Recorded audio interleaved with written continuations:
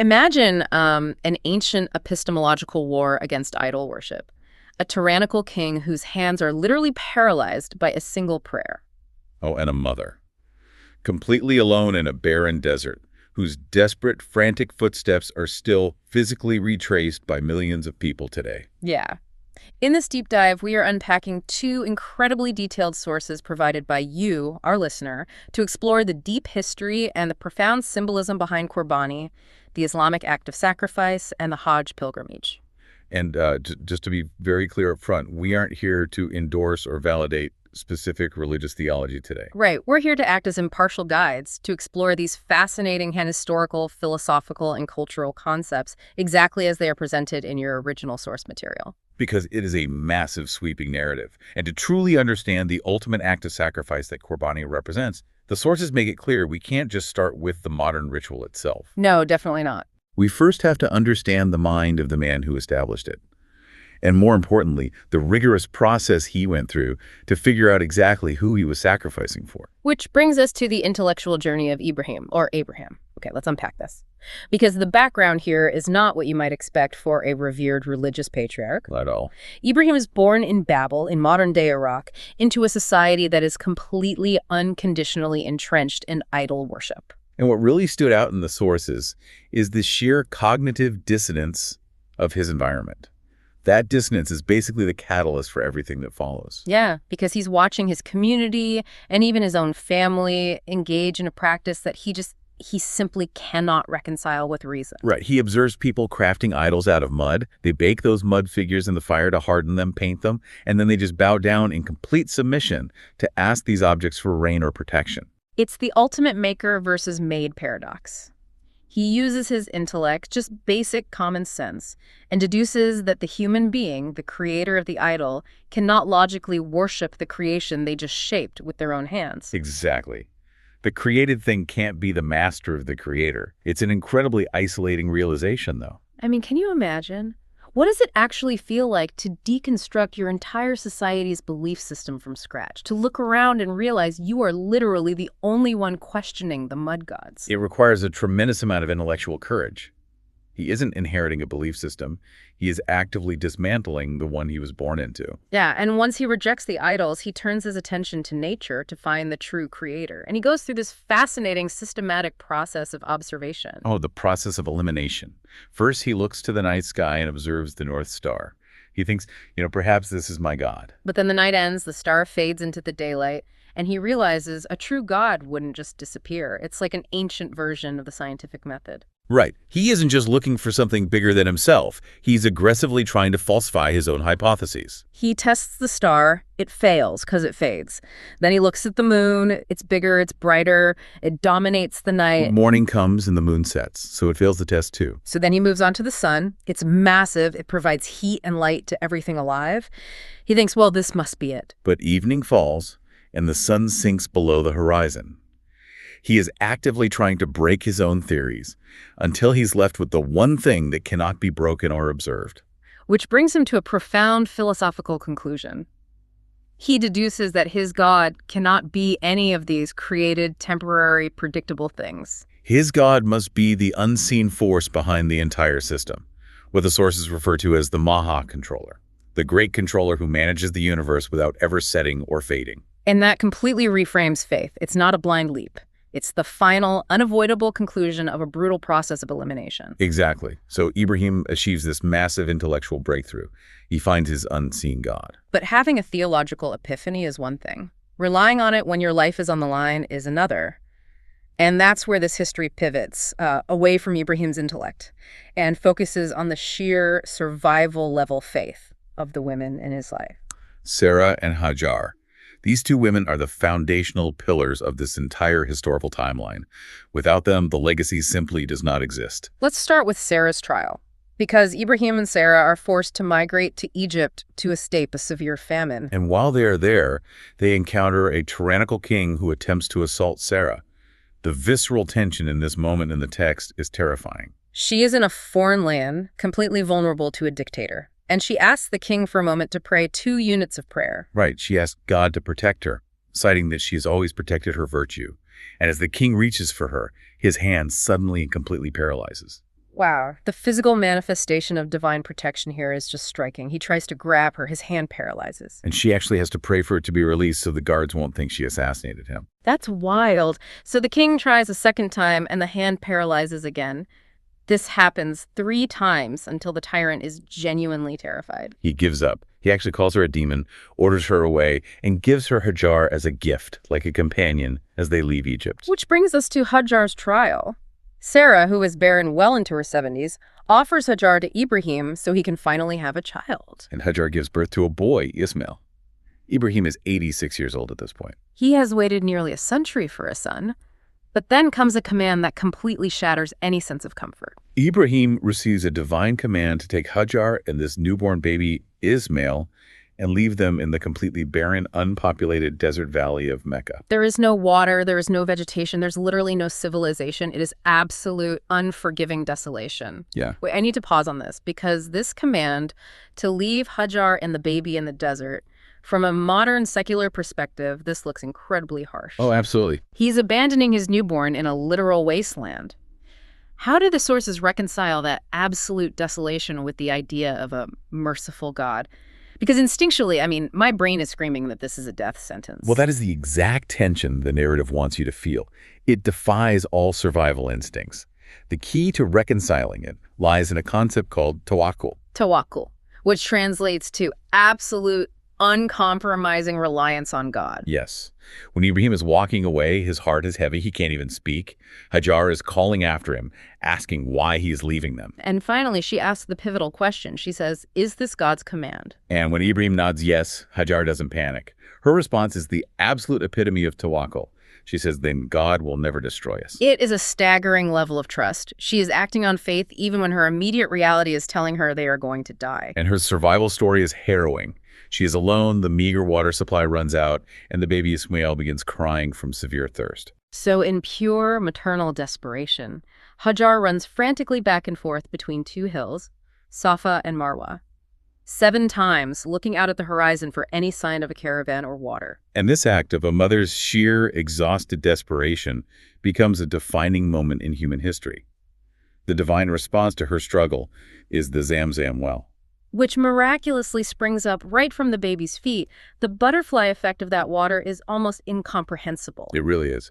Because the water appears in the desert, birds flock to the sky above it. And because birds are circling, a nomadic group called the Jurhum tribe sees life from afar and travels to the valley.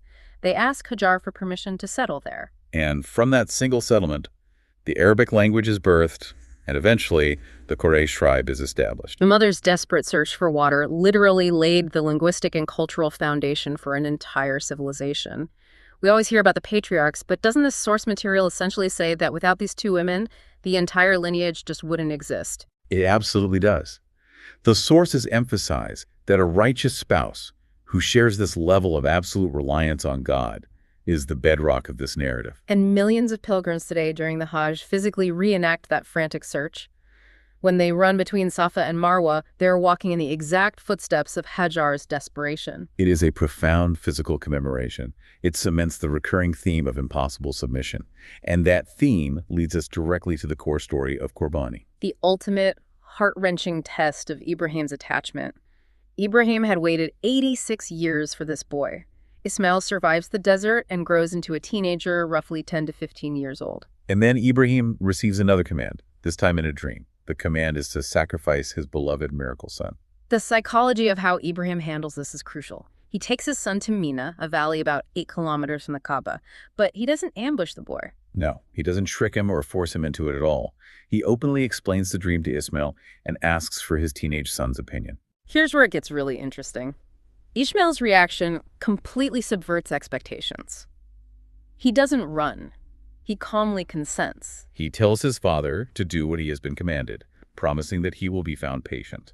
And the sources note this heartbreaking detail. Ishmael is actually more worried about his father's emotional trauma than his own life. Yeah, he wants to make sure his father doesn't look at his face during the act, so the grief won't paralyze him. This teenager is comforting his father through his own execution. It represents a staggering level of mutual submission, and the narrative introduces external psychological friction here as well. Right. 3 different times, Satan intercepts them on the way, whispering doubts. He tries to convince Ibrahim that it's just a nightmare, that no sane man would kill his own child. Trying to break his resolve. But Ibrahim responds by physically throwing stones at him, rejecting the doubt entirely. And that physical rejection is another act mirrored by millions of pilgrims during Hajj today when they throw pebbles at the pillars in Mina. So they reach the spot. The knife is drawn. The tension is at its absolute peak. And right at the exact moment of sacrifice, God replaces Ismail with an animal. The sources are incredibly explicit about the mechanics of this test. God never actually wanted the boy dead. The divine intention was to test the hierarchy of Ibrahim's love. Did his love for his most precious worldly attachment supersede his love for the divine? And this raises a vital point about how we view the modern ritual of Qurbani. The physical animal sacrificed by Muslims today is entirely secondary. Right, the text is clear that God does not need the meat or the blood of the animal. What is actually being measured is taqwa. Taqwa, meaning piety, or God consciousness. The animal is merely a physical symbol of a person's internal willingness to slaughter their own ego, their own worldly desires, and their own attachments in submission to a higher power. It's a completely different paradigm from how we operate today. I mean, modern society dictates that we demand a logical explanation for every single rule before we follow it. Like, why should I do this? What's the immediate benefit to me? Exactly, but this entire historical saga is about the exact opposite. It's about submitting first, without demanding the logic up front, trusting that the wisdom exists even if you can't see it. Which is the literal linguistic definition of the word Islam. It means submission. It is the act of bowing one's head to the divine will, especially when the human mind cannot immediately grasp the reason or the survival benefit. So we had this incredible foundation of submission. And what I found fascinating in these sources is how they draw this unbroken, almost symmetrical line from this family in the desert all the way to Prophet Muhammad centuries later. Yeah, it's not just a loose connection. Their lives mirror each other structurally. The narrative provides a very deliberate genealogy. Right. Ibrahim eventually has a second son, Ishaq, or Isaac. Ishaq's lineage, the Banu Israel, produces thousands of prophets over the centuries. Meanwhile, Ishmael's lineage, the Banu Ismail, produces absolutely no prophets for centuries until Prophet Muhammad. But instead of just a list of facts, if you look at the trajectory of Ibrahim and Muhammad's lives, the sources highlight 7 distinct thematic overlaps. Let's look at the theme of displacement and sanctuary, for example. Both men faced intense persecution simply for preaching monotheism, and it ultimately led to their exile. Ibrahim was forced out of Babel, and Muhammad was forced out of Mecca. But they didn't just share persecution, they shared the role of sanctuary builders. Ibrahim establishes the sacred haram in Mecca, a zone where violence of any kind is strictly forbidden. Centuries later, Muhammad mirrors that exact action by establishing a similar sacred sanctuary in Medina. And tying directly into that physical legacy is the construction of the Kaaba itself. Both men have a hands-on role in building it. Ibrahim builds the original structure as an old man, working alongside his son Ismail. Muhammad helps rebuild it during his youth. And there's a deeply humanizing detail in the sources about Muhammad during this reconstruction. The heavy stones were bruising the workers. So the other young men took off their lower garments to cushion their shoulders. But Muhammad absolutely refused to expose himself, eventually fainting from the pain of the stones rather than compromising his extreme modesty. It paints such a vivid picture of their physical dedication. And this mirrors their spiritual standing in the tradition as well. The sources point out that they shared a strong physical resemblance, but more importantly, they are the only 2 prophets explicitly referred to in the Quran as Uswa Hasana, meaning the ultimate excellent role models for humanity, which elevates them to the highest echelon of Islamic theology. Out of all the prophets, both Ibrahim and Muhammad are ranked among the top 5 greatest prophets. Ibrahim is known as the father of prophets. And Muhammad is the leader of prophets. Their legacies are permanently intertwined. Muslims all over the world bless them together by name in their daily prayers multiple times a day. If we step back and look at the historical symmetry here, it's just a marvel. We have a single narrative thread starting with an inquisitive, isolated man questioning mud idols in ancient Iraq, weaving through the desperate survival of a mother in a barren desert, and culminating in the establishment of a global religion centuries later. It's just beautifully intricate. Well, if we connect this to the bigger picture, these thematic parallels serve a highly specific theological purpose in the source material. They are meant to demonstrate unbroken continuity. Yes, the narrative is heavily framing the entire religion of Islam, not as some new, unprecedented invention of the 7th century, but as the ultimate restoration. It is the revival of Ibrahim's original, untainted monotheism and his pure, unconditional submission. It fundamentally changes how you perceive the rituals of Hajj and Qurbani. Completely. To summarize for you listening, this deep dive reveals that Qurbani is not merely a transactional ritualistic event. It's not just purchasing an animal and moving on. It is a profound, visceral commemoration of a specific family: Ibrahim, Sarah, Hajar, and Ismail. A family who repeatedly, painfully prioritized absolute submission to the divine over their own logic, their own comfort. And in the harsh reality of the desert, over their own survival. The physical movements of millions of people today, every stone thrown at the pillars, every frantic run between the hills of Safa and Marwa. Every sacrifice made. It is a physical echo of that family's emotional and spiritual trials. They chose to trust when every instinct told them it was a death sentence. So what does this all mean for us today? We started this deep dive by looking at how Ibrahim used fierce critical logic, testing the stars, the moon, the sun, to aggressively question his society and discover his unseen God. But his greatest triumph, the act that cemented his eternal legacy, was an act of total, unquestioning submission that defied all human logic. So for you listening, I leave you with this final thought to mull over. How do we balance the deep human need for critical thinking and logic to find the truth with the kind of absolute, unwavering trust required once you believe you found it? That really is the ultimate tension of the human experience. It really is. Thank you so much to our listener for sharing these incredible sources and sending us on this deep dive. We'll catch you all next time.